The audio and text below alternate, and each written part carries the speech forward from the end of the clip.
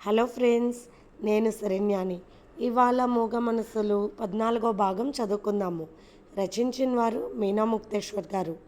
ఉదయం టిఫిన్ చేసి రెడీ అయ్యాడు గౌతమ్ హాస్పిటల్కి. అప్పటికే మాన్వితకు టిఫిన్ తినిపించాడు. నాకు డ్రై ఫ్రూట్స్ ఐస్ క్రీమ్ కావాలి అని అడిగింది మాన్విత. తప్పకుండా తెచ్చిస్తాను, ముందు ట్యాబ్లెట్ వేసుకోమని ఇచ్చాడు గౌతమ్ నంద. అయితే 2 ఐస్ క్రీములు కావాలి మరి నాకు, అప్పుడే వేసుకుంటానని చెప్పింది గారాబంగా మాన్విత. ఒకప్పటి కథలో దేవకన్య శాపవాసన భూలోకంలో పిచ్చిదానిలా విహారిస్తున్న కథను ఒకటి చదివాడెప్పుడో.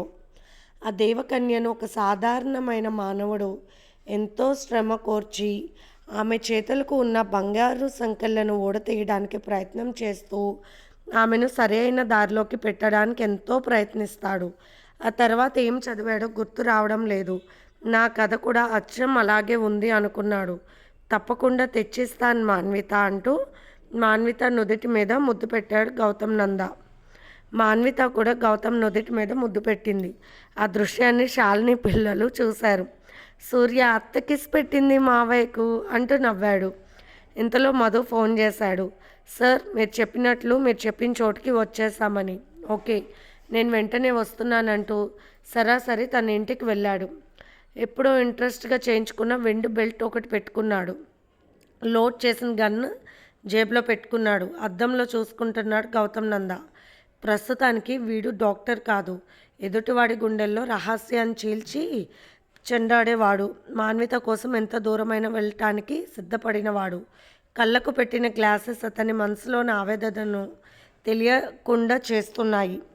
అతను వేసుకున్న బ్లాక్ కలర్ సూట్, అతని రూపానికి దర్పంగా బ్లాక్ కలర్ షూస్ ప్రస్తుతానికి అతనిని చూస్తుంటే చూసేవారికి ఎదురులేని సింహంలా కనిపిస్తున్నాడు. స్విట్జర్లాండ్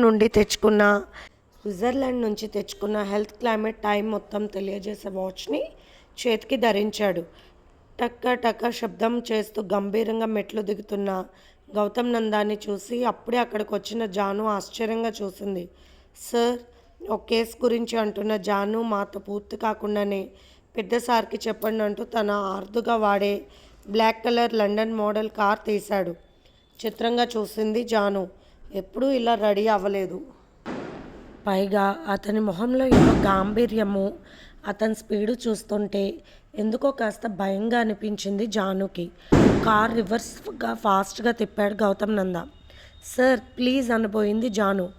ఏమీ మాట్లాడకుండా కార్ డోర్ క్లోజ్ చేసేసి స్పీడ్గా వెళ్ళిపోయాడు గౌతమ్ నంద. గౌతమ్ నంద వేగానికి కాలం కూడా ఆశ్చర్యానికి లోనైంది. కార్ ఫాస్ట్గా వెళ్తూ ఉండగా దారిలో ట్రాఫిక్ జామ్ అయ్యింది. ఎందుకు ట్రాఫిక్ జామ్ అయింది అంటూ గ్లాస్ దింపడిగిన గౌతమ్ నంద వైపు చూసి, సార్, ఎందుకు పనికిరాని గొడవతో రోడ్డు బ్లాక్ చేశారు సార్ అని చెప్పాడు అతను. ఓకే అంటూ కార్ డోర్ స్టైల్గా తీసుకుని దిగాడు గౌతమ్ నంద. వావ్ అంటూ చూస్తున్నారు కాలేజ్ అమ్మాయిలు బస్సులో నుండి. ఒకంత ఈర్ష్యగా చూస్తున్నారు అబ్బాయిలు. గొడవ పడుతున్న దగ్గరకు వెళ్ళాడు గౌతమ్ నంద. ఏంటి అని అడిగాడు సీరియస్గా గౌతమ్ నంద. సార్, మా నాయకుడిని వీళ్ళంతా ఇష్టం వచ్చినట్టు మాట్లాడారు సార్. మాకు అందరికీ క్షమాపణ చెప్పుకుంటే కానీ మేమంతా వెళ్ళము అన్నారు గ్యాంగ్. మా నాయకుడు సత్తా ఏంటో చూపిస్తాము, క్షమాపణ మాత్రం చెప్పమంటూ వేరొక గ్యాంగ్. మీ నాయకుడు ఏసీ గదుల్లో హాయిగా రమ్ము కొట్టి పడుకుంటూ ఉంటాడురా. మీ అందరికీ బుద్ధి లేక ఎండలో గొడవలు చేస్తున్నారు. మీ వల్ల పబ్లిక్కి ఎంత కష్టం అర్థం కావడం లేదా అన్నాడు గౌతమ్ నంద సీరియస్గా. అసలు గౌతమ్ నందాన్ని చూస్తే ఏదో ఒక ఆఫీసర్గా కనిపించాడు వాళ్ళకి. మేము తగ్గేదే లేదు, ఏం చేసుకుంటావో చేసుకో అన్నాడు ఒకడు కేర్లెస్గా. పటపటమంటూ 2 కొట్టాడు గౌతమ్ నంద. వెనక్కు తగ్గాడు మాట్లాడినవాడు. వేరొక గ్యాంగ్లో వాడిని కూడా ఒకరిని చంప పగలు కొట్టాడు గౌతమ్ నంద. మీ వయసు ఎంతరా, చదువుకునే వయసులో పార్టీ అంటూ ఈ వెర్రి వేషాలు ఎందుకురా నీకు? ఇలాంటివి ఏమైనా జరిగితే టీవీ వాళ్ళు వస్తారేమో, టీవీలో పడొచ్చు అన్నట్లు నిలబడి చూస్తూ ఉండిపోతారా మీరంతా అంటూ వెహికల్స్ ఆపుకుని కూర్చుని ఉన్న వాళ్ళని కోప్పడ్డాడు గౌతమ్ నంద. పోలీసులు త్వరగా రాలేని ఆ రోడ్లో వాళ్ళు చేస్తున్న అల్లరికి ఇబ్బంది పడుతున్న వారందరికీ కోపం కట్టలు తెంచుకుని అందరూ దిగారు. ఎంచక్కెవ్వరి దారి వారు బయలుదేరారు. Hello dream boy, hello hero, hello superman, hello hi Krish అంటూ కాలేజ్ అమ్మాయిలు తమ తమ ఇష్టమైన వాళ్ళని గౌతంలో చూసి అతనిని అలా పిలుస్తూ కేరింతలు కొడుతూ వెళ్ళిపోయారు టాటాలు చెప్పి. గౌతమ్ నంద ముఖంలో అదే సీరియస్. 15 నిమిషాల్లో అతను అనుకున్న స్థలానికి చేరాడు. చుట్టూ కొండల ప్రాంతం. చుట్టుపక్కల ఇల్లు ఏమీ లేవు. సార్ అంటూ పిలిచాడు మధు. గౌతమ్ నడుస్తూ వస్తుంటే. ఏమున్నావు బాసు అని మనసులో అనుకోకుండా ఉండలేకపోయాడు మధు. పాడుపడ్డ ఇల్లులాగా ఉంది. ఆ లోపలికి వెళ్ళాడు గౌతమ్ నంద. వసుంధర ఆడు వేషం వేసుకుని వచ్చిన వాడిని మిగిలిన ఇద్దరిని కూడా కట్టేసి ఉంచాడు మధు. ఎప్పుడైతే గౌతమ్ నంద అక్కడికి వెళ్ళాడో వెంటనే తనకు సహాయంగా వచ్చిన మనుషుల్ని పంపించేశాడు మధు. అవును, సీక్రెట్గా జరగాలి ఏ విషయమైనా అని చెప్పాడు గౌతమ్ నంద. వసుంధరలా వచ్చిన వాడిని ఆపకుండా పిచ్చ కొట్టాడు గౌతమ్ నంద. వాడి ముఖం పగిలి రక్తం కూడా కారుతుంది. అతనిని గౌతమ్ నంద కొట్టిన విధానానికి మిగిలిన ఇద్దరు వణికిపోయారు.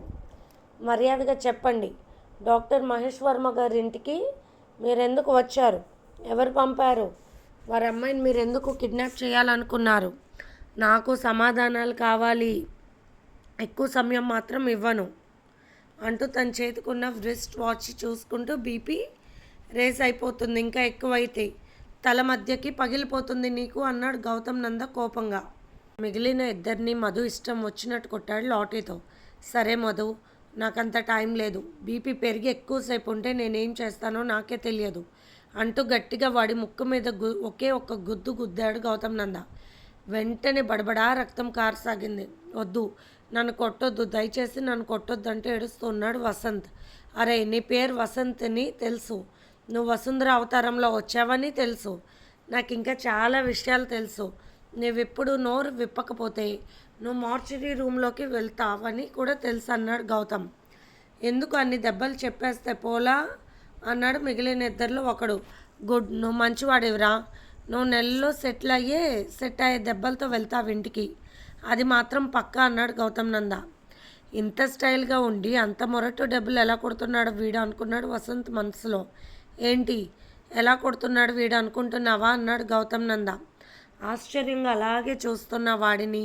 నోర్ మోయిరా అంటూ గౌతమ్ నంద వసంత జోలుపాల జుట్టుని పట్టుకుని జేబులో నుండి గన్ తీశాడు. అవును మధు, నీ పక్కన ఉన్నారు కదా మనకి నిజం చెప్పేవాడు, వీడిని చంపేస్తే పోలా అన్నాడు గౌతమ్ నంద. మీ ఇష్టం సార్, మీరేదంటే అదే అన్నాడు మధు. నిజం నేనే చెప్తానంటూ పెద్దగా అరిచాడు వసంత్. వాడికి గురి పెట్టిన గన్ చూసి భయపడిపోయాడు. నేను చెప్తాను సార్ అంటూ అరిచారు పక్కన వాళ్ళు. గౌతమ్ నంద వెంటనే తన వెండి బెల్ట్ సర్రున లాగి ముగ్గురిని మెడ వాయించేశాడు. తోలుడి రక్తాలు కారిపోయింది ఒళ్ళంతా ముగ్గురికి. సార్ నేను చెప్తాను అన్నాడు గట్టిగా వసంత్. వెర్రి వేషాలు వేస్తే మరి అలాగే ఉంటుంది అన్నాడు గౌతమ్ నంద. మాకు ఒకరు ఫోన్ చేసి డాక్టర్ గారు అమ్మాయిని కిడ్నాప్ చేసి తీసుకువస్తే 1,00,000 ఇస్తామని చెప్పారు సార్ అన్నాడు వసంత్. ఎవరు తీసుకురమ్మన్నారు అన్నాడు గట్టిగా గౌతమ్ నంద. అసలు మనిషి ఎవరో తెలియదు, కానీ మమ్మల్ని కలిసిన వాడు మాత్రం భాష ఏదైనా ఎవరైనా చేసే పనులు మాకు తెచ్చి ఇస్తూ ఉంటాడు. మాకు ఇచ్చిన డబ్బులో సగం వాడు తీసుకుని సగం మాకు ఇస్తాడు సార్, అంతే మాకు తెలిసింది అన్నాడు వసంత్.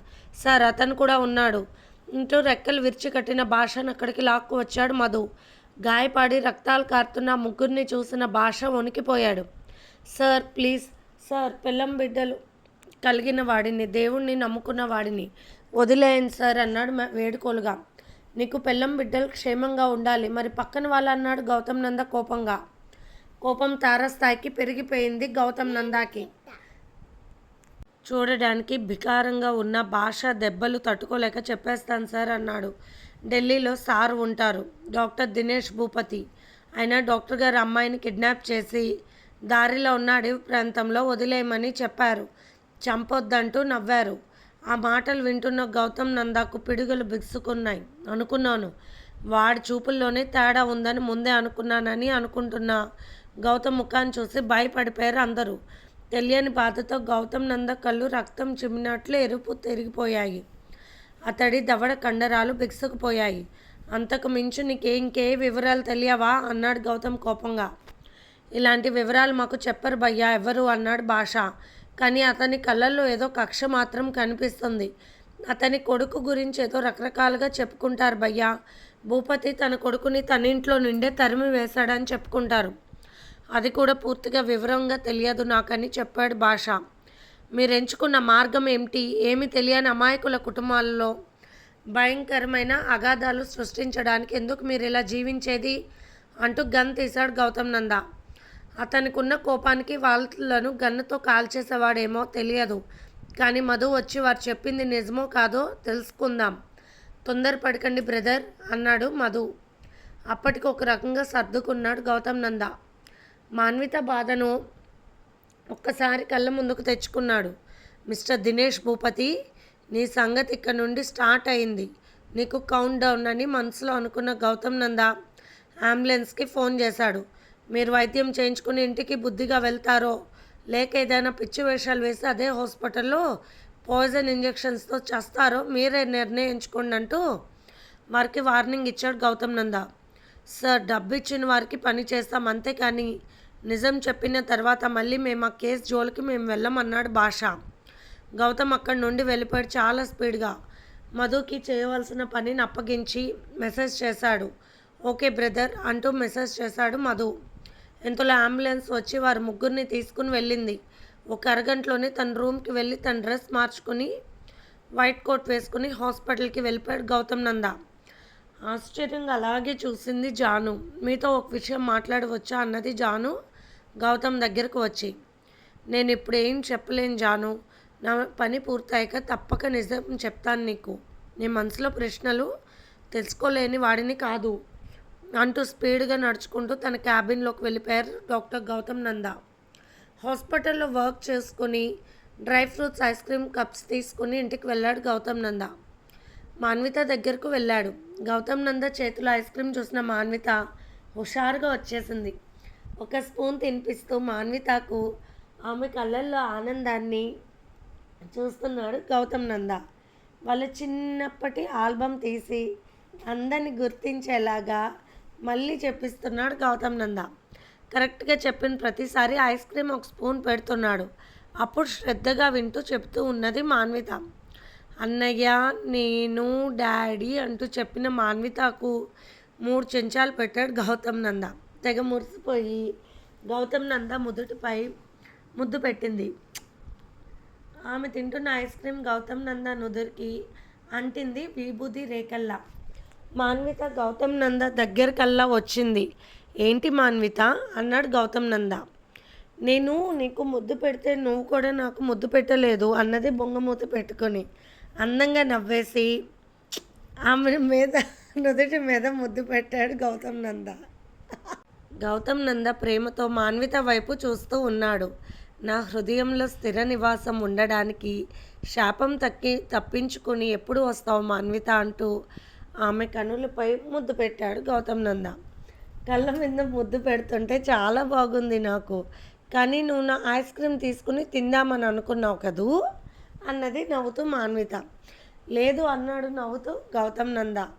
సరే ఉండు అంటూ ఐస్ క్రీమ్ తీసుకువెళ్ళి వేరొక చోట పెట్టి వచ్చింది. గౌతమ్ నంద కళ్ళపై ముద్దులు పెట్టింది. బాగుంది కదూ అన్నది నవ్వుతూ మాన్విత. అందుకే నేను నీకు ముద్దులు పెట్టింది అని నవ్వుకున్నాడు గౌతమ్ నంద. అతని మనసులో కొలువైన దేవత ఈ రూపం అలాగే ఉండిపోయింది. ఈరోజు అన్ని విధాలుగా అలసిపోయాడు గౌతమ్ నంద. అందుకే మాన్వితతో ముద్దులు పెట్టించుకోవాలని నిర్ణయించుకున్నాడు. అలా బుగ్గలపై పెట్టింది ముద్దు మాన్విత. తను పెట్టకుండానే పెడుతుంది అని నవ్వుకున్నాడు గౌతమ్ నంద. మర్చిపోయినంటూ చటుక్కని గౌతమ్ నంద ముఖాన్ని చేతిలోకి తీసుకుని అతని పెదవులపై ముద్దు పెట్టింది మాన్విత. అనుకోని ఆ సంఘటనకు ఆశ్చర్యపోయాడు గౌతమ్ నంద. క్షణకాలం అలా చూస్తూ ఆశ్చర్యాలకు లోనయ్యాడు. నాకు ఐస్ క్రీమ్ తెచ్చారు కదూ, అందుకు మీకు ఇలా ముద్దిస్తే మీరు హ్యాపీ అవుతారని చెప్పింది అన్నది మాన్విత. ఎవరు అంటూ అడిగి నవ్వాడు గౌతమ్ నంద. నిజంగా మీకు సంతోషం కలిగింది కదూ అన్నది మాన్విత. అంత దగ్గరగా వచ్చి హుషారుగా నవ్వుతూ మాట్లాడుతున్న మాన్వితను చూసి ఒక్క క్షణం పాత రోజులు గుర్తుకు వచ్చాయి.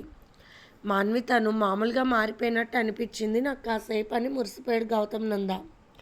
అవును, నాకు ఐస్ క్రీమ్ ఇచ్చినప్పుడల్లా మీకు ఇలాగే ముద్దు పెడతాను సరేనా అన్నది మాన్విత. రోజు తెచ్చిస్తే ఆరోగ్యం పాడవుతుంది, లేకుంటే రోజుకొక 10 తెచ్చి ఇవ్వను అని మనసులో అనుకుని నవ్వుకున్నాడు గౌతమ్ నంద. ఎవరు చెప్పారు మాన్విత ఇలా ఇవ్వమని అని అడిగాడు గౌతమ్ నంద. వదిన చెప్పింది, శాలిని వదిన చెప్పింది, లేకుంటే నాకు తెలియదు కదా. నాకెప్పుడు చాలా సంతోషం కలిగినా మీకు అలా ముద్దు పెట్టమని చెప్పింది. ఇంకెవరికి అలా పెట్టకూడదంట. ఎందుకంటే మీరు నా మెడలో ఈ చైన్ వేశారు కదా, అందుకే మీ ఒక్కరికే పెట్టాలంట అంటూ పరుగున వెళ్ళి ఐస్ క్రీమ్ తెచ్చుకుంది. ముఖానికి కూడా అంటుకునేలా తింటూ ఉంది మాన్విత. ఒక్క క్షణం చిన్న పాపలా కనిపించింది. ఇది ఫ్రెండ్స్ ఇవాల్టి ఎపిసోడ్. రేపు ఇంకొక ఎపిసోడ్తో మీ ముందుకు వస్తాను ఫ్రెండ్స్. బాయ్.